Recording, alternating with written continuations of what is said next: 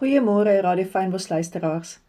Ons is weer bietjie terug by die getuienis wat ek julle vertel het van toe ek op Oesterbaai se duin gesit het. En daar toe ek, voordat ek op die duin gaan klim het, tussen twee rotse Victory gaan skryf het. En hoe ek op die duin gaan sit en bid het, terwyl ek so gebid het, wat ek gesien het, twee wolkies wat presiese harte gevorm het. En vir my is dinge nie maar net sommer toevallig nie. As ek hierdie sê van toevallig beteken eintlik toeval die lig daarop, is dit regtig in my lewe so. Ek vergeestelik nie alles nie. Nie alles wat ek sien, maak ek iets van in gees nie. Maar ek is oplettend na wat Heilige Gees vir my probeer sê. En so het ek die bootjies getel. Dit was presies 9 bote. Daai chokka bote wat uitgaan. En ek het geweet, dit is die vrug van die Heilige Gees.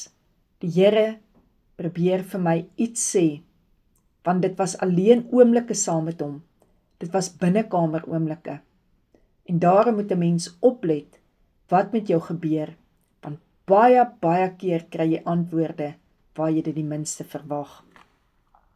Sit jou hand op jou hart en weet dan, jy die borsharnas van geregtigheid aan.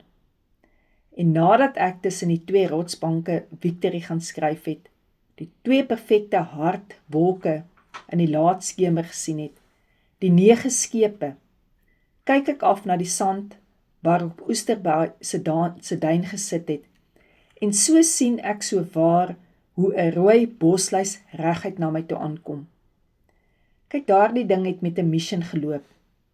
Ek skiet toe hierdie bosluis weg van my af met my vinger. En met 'n gesukkel kom hy uit hierdie sand uit weer op. Weer reguit na my toe aangestrompel. Met 'n mission. En in my lewe gebeur goed nie net sommer nie.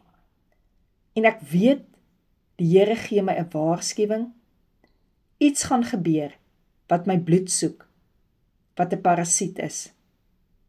So jare na Oesterbaai kan ek vir jou sê, daar is in my lewe 'n getuienis van 'n parasiet wat my bloed gesoek het, wat eintlik gestuur was deur die vyand om my te laat sink. En met 'n heilige aggressie grou ek toe vir hierdie bosluis 'n diep gat. En ek het so lekker gekry toe dit daarin val. En ek het die ding toegegooi, met die vaste wete, ek is meer as 'n oorwinnaar in jou. Ek glo nie regtig in hierdie ding van, die wiel sal draai nie. Maar iets het ek gesien, dat 'n gat wat jy probeer grou, jy self daarin val. En daai bosluis ding, God sorg dit uit. Jy dink, God weet nie wat in jou lewe aangaan nie. Hy weet presies. En wanneer jy die dag terugkeer na hom toe, met 'n opregte hart, 'n hart vol berou, en jy erken, jy het nie gedoen wat God se woord sê nie, en jy vir hom vra, Here vergewe my, dan sal jy sien, hy sal op sy tyd jou lewe herstel. Gaan dit maklik wees? No ways, dis nie maklik nie. Dit gaan baie tye wees van klippekou, van trane, om terug te kom in God se wil. Maar hoe meer jy wil terugkom in God se wil, give God the glory, and they will give you the victory. Hy sê, kyk, ek gee aan julle die mag, om op slange en skorpioene te trap, oor al die krag van die vyand, en niks sal jou ooit skade doen nie. Lukas 10 vers 19, gee aan die duiwel geen plek nie.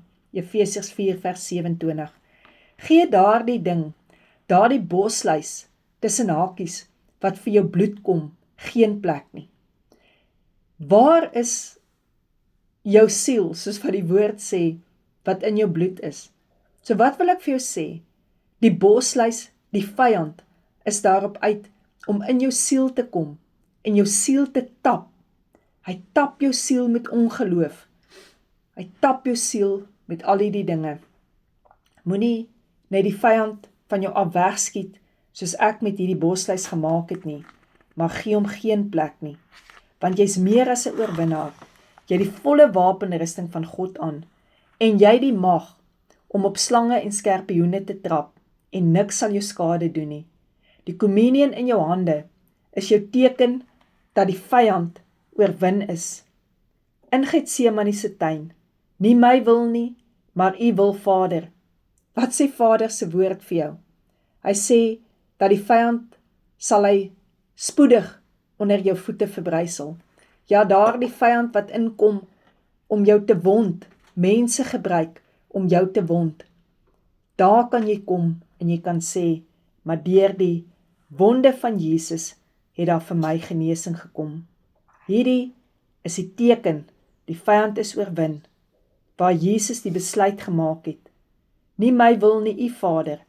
Hy het oorwin by Golgotha, hy het Satan in 'n triomftog meegevoer in die doderyk, waar elke mag van Satan en Satan self oorwin is.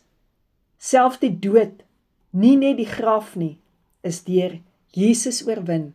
Hy leef, hy het opgestaan, en daarom kan jy opstaan, en jy kan leef. Nadat jy weet, die parasiet kan nie oorwin nie. Lig sal altyd duisternis oorwin.